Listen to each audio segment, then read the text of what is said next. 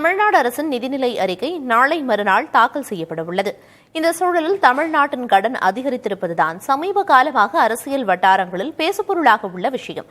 அந்த வகையில் அதிக கடன் வாங்கிய முதல் 10 மாநிலங்களை குறித்து பார்க்கலாம்.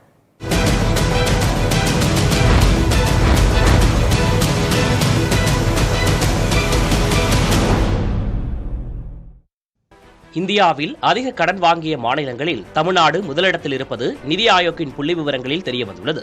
2025ஆம் ஆண்டின் மார்ச் மாதம் வரை தமிழ்நாட்டின் கடன் 8,30,000 கோடி ரூபாயாக உயர்ந்திருப்பது தெரியவந்துள்ளது. உத்தரப்பிரதேசத்தின் கடன் அளவு 7,70,000 கோடி ரூபாயாகவும், மகாராஷ்டிரா மாநிலத்தின் கடன் 7,20,000 கோடி ரூபாயாகவும் உள்ளது தெரியவந்துள்ளது. மேற்கு வங்க மாநிலத்தின் கடன் அளவு 6,60,000 கோடி ரூபாயாகவும், கர்நாடகாவின் கடன் 6 லட்சம் கோடி ரூபாயாகவும் உள்ளது.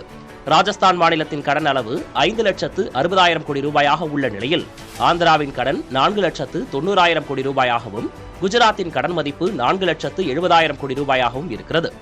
கேரளாவின் கடன் அளவு 4,30,000 கோடி ரூபாயாகவும், மத்திய பிரதேசத்தின் கடன் மதிப்பு 4,20,000 கோடி ரூபாயாகவும் உள்ளது தெரியவந்துள்ளது.